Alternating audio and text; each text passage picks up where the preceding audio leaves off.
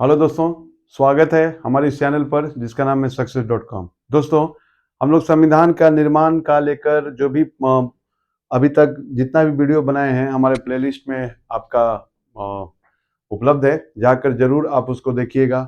जो जो जैसे जैसे संविधान बना, क्या क्या प्रोसेस हुआ, वो सब अनुसूची का भी हमने अपलोड कर दिया गया, हमारे चैनल के प्लेलिस्ट में है, उसको जरूर आप देखिएगा। अब जो है एक इम्पोर्टेंट भाग इससे है, संविधान का जो है इम्पोर्टेंट जो भाग है, टोटल 22 भाग को हमको आज पढ़ना है, जो आपके परीक्षाओं के लिए काफी जरूरी है दोस्तों। तो चलते हैं, शुरू करते हैं, इसको समझने का प्रयास करते हैं।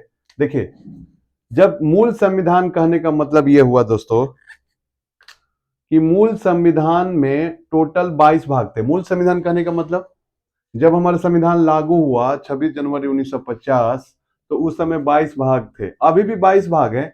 अगर नंबर के दृष्टि से देखिएगा, अगर परीक्षा में पूछे कि संविधान में कुल कितने भाग हैं, 22। लेकिन जब गणना की दृष्टि से अगर जोड़ोगे तो संख्या 25 है। अगर पूछे कि गणना की दृष्टि से संविधान में कितने भाग हैं, तो क्या मारिएगा, 25। काफी इंपॉर्टेंट है दोस्तों, ध्यान दीजिएगा।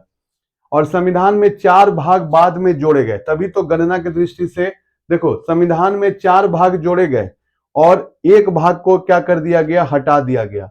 तो वो सबको समझना है। देखिए, 4 भाग जोड़े गए तो गणना की दृष्टि से 26 हो जाना चाहिए था, लेकिन क्या हुआ दोस्तों, भाग 7 को इसमें से हटा दिया गया, तो फिर मिला जुला कर तो 3 ही बच गए, तो याद रखिएगा, तो 25 हो गए। तो भाग 4 को 42वें संविधान संशोधन अधिनियम 1976 के द्वारा जोड़ा गया, और इसको जोड़ा गया 14 को जोड़ा गया 42वें संविधान संशोधन के तहत। और याद रखिएगा, 9 भाग 9 को जो है 74वां संविधान संशोधन अधिनियम 1992 के तहत जोड़ा गया, और भाग 9 को 97वां संविधान संशोधन 2011 के तहत जोड़ा गया।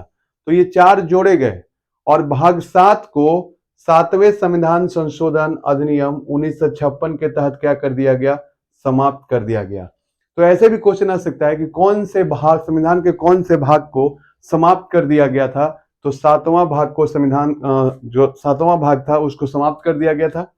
कौन सा संविधान संशोधन के तहत, तो 1956 में 7वां संविधान संशोधन के तहत। ठीक है दोस्तों, पहले राज्यों को क ख ग घ श्रेणी में रखा गया था, तो उस बात को क्या कर दिया गया, समाप्त कर दिया गया था, इसीलिए 7वां संविधान संशोधन लाया गया था। तो ये काफी इंपॉर्टेंट है, पूछ सकता है कि संविधान के किस भाग को समाप्त कर दिया गया था। तो 7वां भाग को क्या कर दिया गया था, समाप्त कर दिया गया था 7वां संविधान संशोधन के तहत। अच्छा, 7वां संविधान संशोधन के तहत दोस्तों एक और बात हुई थी।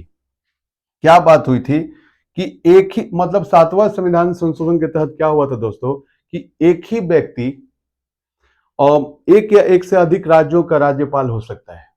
ऐसा बात कहा गया 7वें संविधान संशोधन अधिनियम 1956 के तहत।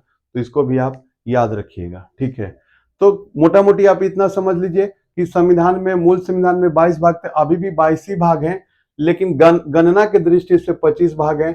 4 भाग बाद में जोड़े गए थे और एक भाग को समाप्त कर दिया गया था। तो गणना की दृष्टि से देखोगे तो 25 भाग हैं। अगर पूछे कितने भाग अभी वर्तमान में संविधान में है, तो 22 ही लगाइएगा। ठीक है, संविधान का भाग में आइए, इंपॉर्टेंट है कि भाग 1 में क्या है। तो भाग 1 में संघ और उसका राज्य क्षेत्र। ठीक है, और ये कहां कहां से है, तो याद रखिएगा, अनुच्छेद 1 से लेकर 4 तक इसका वर्णन है। यानी कि भाग 1 में संघ प्लस उसका राज्य क्षेत्र, अनुच्छेद 1 से लेकर अनुच्छेद 4 तक है, याद रखिएगा। भाग 2 में क्या है दोस्तों, तो नागरिकता, और अनुच्छेद 5 से लेकर अनुच्छेद 11 तक क्या है, आपका नागरिकता का वर्णन है, याद रखिएगा। भाग 3 में क्या है, मौलिक अधिकार है, और कहां से कहां तक है, अनुच्छेद 12 से लेकर अनुच्छेद 35 तक, याद रखिएगा। और भाग 4 में क्या है, नीति निर्देशक तत्व, 36 से लेकर 51 अनुच्छेद तक है, याद रखिएगा। और भाग 4 को याद रखिएगा, भाग 4 मूल कर्तव्य से संबंधित है, और कौन सा अनुच्छेद है, तो 51 दोस्तों 51 में टोटल कितने मूल कर्तव्य हैं, तो याद रखिएगा, पहले 10 थे, अब एक बढ़ गए हैं, तो टोटल वर्तमान में फंडामेंटल ड्यूटी या मूल कर्तव्य कितने हैं? 11। और मूल कर्तव्य पहले संविधान में नहीं थे, तो मूल कर्तव्य को संविधान में जोड़ने के लिए एक सरदार स्वर्ण सिंह कमेटी बना। सरदार स्वर्ण सिंह कमेटी बना और इन्हीं के इसमें टोटल जो मतलब स्वर्ण सिंह समिति बना और स्वर्ण सिंह समिति के जो अध्यक्ष थे वो सरदार स्वर्ण सिंह थे। ठीक है, सरदार स्वर्ण सिंह थे। और जो सरदार स्वर्ण सिंह थे ना, तो इसके स्वर्ण सिंह कमेटी के अध्यक्ष थे। और इसके सचिव कौन थे? तो सचिव थे अंतुले साहब। कौन थे? अंतुले साहब। तो याद रखिएगा, स्वर्ण सिंह कमेटी के सिफारिश पर संविधान में भाग 4 क में मूल कर्तव्य को जोड़ा गया। लेकिन स्वर्ण सिंह कमेटी जो थे ना बाबू, उन्होंने सिर्फ 8 मूल कर्तव्यों को संविधान में जोड़ने की बात की थी। लेकिन सरकार जो रही वो आपको 8 के जगह पर 10 मूल कर्तव्यों को क्या कर दिया गया? जोड़ दिया गया संविधान में। और याद रखिएगा, बाद में 86वां संविधान संशोधन हुआ और उसके बाद मूल कर्तव्यों की संख्या को बढ़ाकर 10 से एक बढ़ गया, तो कितना हो गया? 11। तो वर्तमान में मूल कर्तव्य कितने हैं? 11। तो याद रखिएगा, मूल कर्तव्य जो है किस भाग में है? 4 क में है। और कौन से कमेटी के सिफारिश पर? तो याद रखिएगा, स्वर्ण सिंह कमेटी के सिफारिश पर बना। और स्वर्ण सिंह कमेटी के अध्यक्ष कौन थे? तो याद रखिएगा, सरदार स्वर्ण सिंह। और सचिव कौन थे? अंतुले। इसको याद रखिएगा। और संविधान में मूल कर्तव्य को लाने के लिए सरकार को 42वां संविधान संशोधन करना पड़ा। 42वां संविधान संशोधन के तहत, और 42वां संविधान संशोधन कब हुआ दोस्तों? 1976 में। और इसी 42वां संविधान संशोधन 1976 के तहत संविधान में भाग 4 कर जोड़ा गया और मूल कर्तव्य को इसमें शामिल किया गया। याद रखिएगा। और 42वां संविधान संशोधन के बारे में एक बहुत इंपॉर्टेंट बात याद रखिएगा कि 42वां संविधान संशोधन को हम लोग लघु संविधान भी कहते हैं। क्या कहते हैं? लघु संविधान भी कहते हैं, क्योंकि 42वें संविधान संशोधन के तहत बहुत सारी बातों को जोड़ा गया और बहुत सारी बातों को संविधान से निकाला गया। तो इस चीज को याद रखिएगा बाबू, काफी इंपॉर्टेंट है आपके लिए। भाग 5 में क्या है? संघ। और कहां से कहां तक है? तो 52 से 151। काफी इंपॉर्टेंट है। भाग 6 में क्या है? राज्य है। और राज्य में क्या है? 152 से लेकर अनुच्छेद 237 तक इसका वर्णन है। और तो भाग 7 को तो हम बोल ही दिए कि समाप्त कर दिया गया था। याद रखिएगा, 7वां संविधान संशोधन अधिनियम 1956 के तहत भाग 7 को समाप्त कर दिया गया। भाग 8 संघ राज्य क्षेत्र का वर्णन है। और ये कहां से कहां तक है बाबू? तो 239 से 242 तक है। इसको भी आप याद रखिएगा। भाग 9 में क्या है? पंचायतें हैं। और ये कहां से कहां तक है? तो 243 से लेकर 243 ओ तक। याद रखिएगा, टोटल 16 अनुच्छेद को इसमें लाया गया था। और इसके लिए कौन सा संविधान संशोधन हुआ था? तो 73वां। यानी भाग 9 जो है ये पहले से ही था, इसमें कुछ आर्टिकल को इसमें ऐड कर दिया गया। तो याद रखिएगा, भाग 9 पंचायतें से संबंधित है। और कहां से कहां तक है? पंचायतों का कहां से कहां तक आर्टिकल? 243 से 243 ओ। कितने अनुच्छेद हैं? तो 16। हम लोग 73वां संविधान संशोधन को बहुत अच्छा से कवरेज किए हैं, हमारा वीडियो प्लेलिस्ट में हम लोग का, जरूर पढ़िएगा, इंपॉर्टेंट है। भाग 9 का क नगरपालिका को संविधान में, भाग 9 का क में क्या है? नगरपालिका।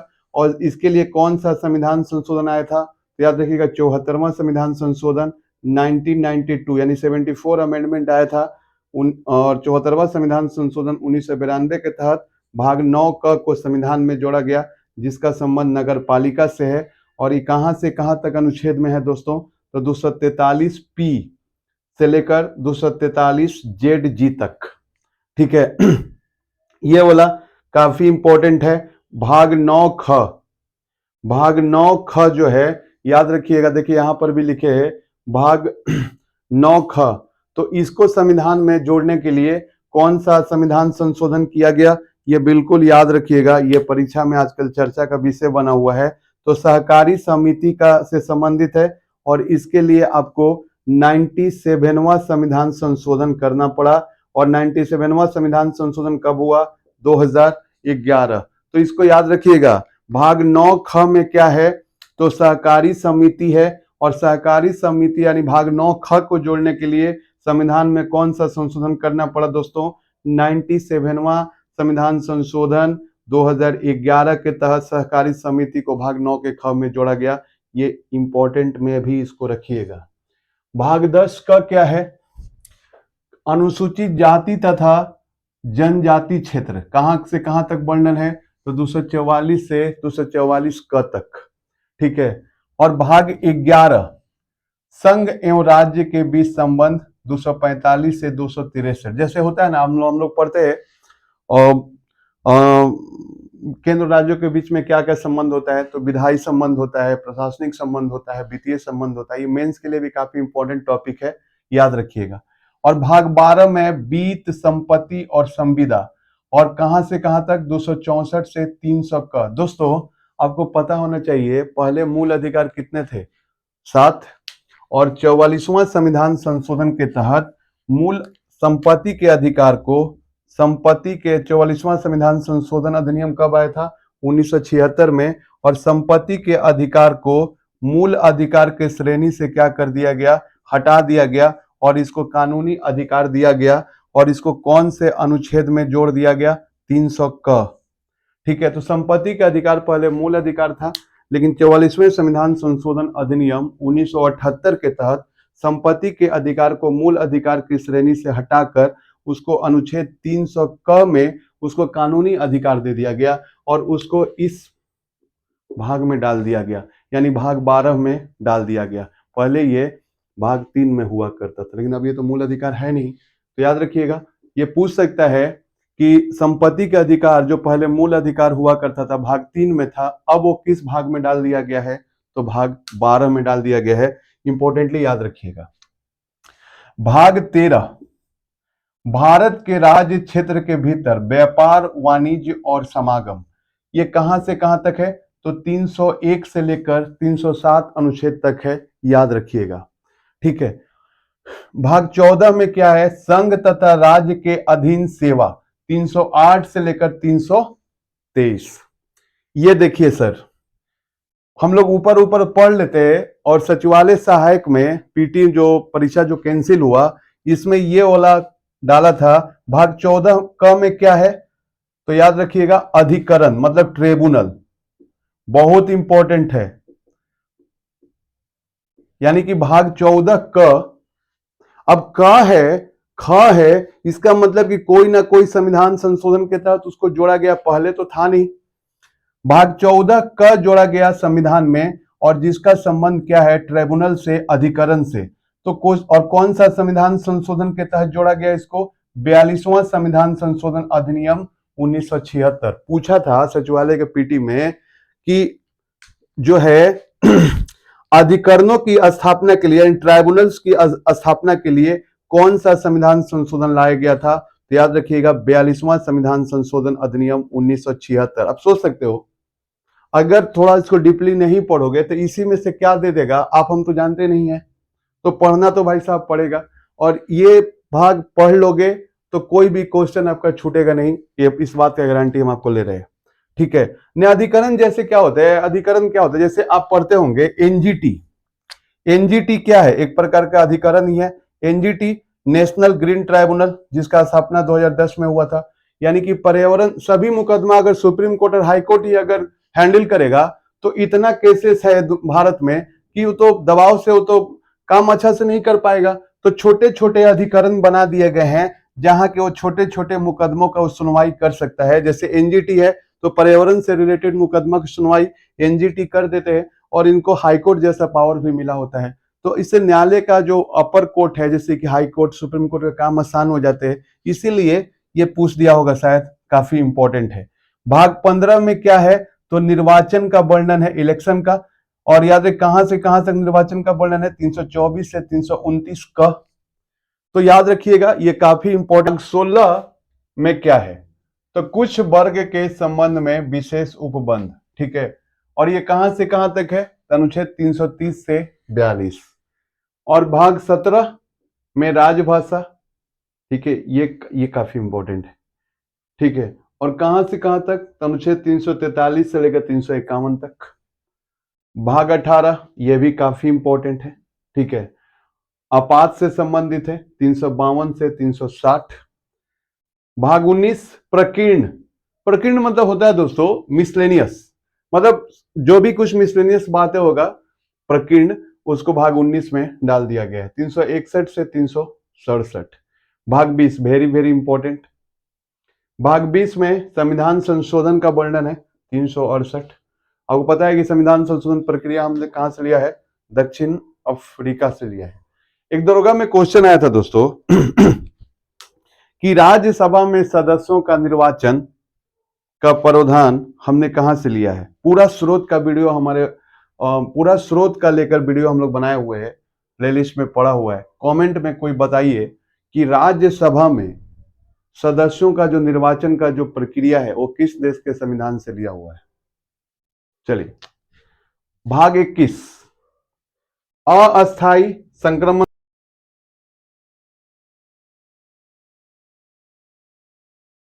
है, संक्रमणकालीन है और विशेष, मतलब उसके लिए कुछ विशेष उपबंध संविधान में किया गया है। तो याद रखिएगा भाग 21 में इसका वर्णन है। ये इंपॉर्टेंट है, यानी कि इसमें संक्षिप्त नाम, यानी कि भारत का जो है संक्षिप्त नाम, संविधान का प्रारंभ कैसे होता है, हिंदी में प्राधिकृत पाठ और निरसन, मतलब इसका वर्णन किस भाग में है? भाग 22। निरसन कहने का मतलब हुआ दोस्तों कि अभी तक जो हमारा देश का शासन प्रक्रिया जो चल रहा था वह 1935 के भारत शासन अधिनियम और 1947 के भारतीय स्वतंत्रता अधिनियम या उसके तहत चल रहा था। उसको क्या कर दिया गया? अब हमारा जो शासन व्यवस्था है देश का वो हमारे संविधान के अनुसार चलेगा। तो इस तरीके से जितना भी इंपॉर्टेंट भाग है दोस्तों, ये हम लोग लाने का प्रयास किए हैं और ये प्रयास किए हैं कि आपका परीक्षा में अगर भाग से क्वेश्चन है तो एक भी क्वेश्चन आपका नहीं छूटे। यही प्रयास के तहत इसको इतना डिटेल में पढ़ाने का प्रयास किया गया है, क्योंकि आजकल आप देख रहे हैं कि परीक्षा में जो स्टैंडर्ड बढ़ते जा रहे हैं दोस्तों, तो आपको थोड़ा सा इसको वीडियो थोड़ा अच्छा से देखिएगा ताकि इससे क्वेश्चन छूटे नहीं। अगर हमारा ये प्रयास आप लोग को अच्छा लग रहा होगा तो काइंडली हमें भी क्या कीजिए, लाइक शेयर सब्सक्राइब कीजिए। इतना तो हक बनता है आपसे बोलने का। Take care.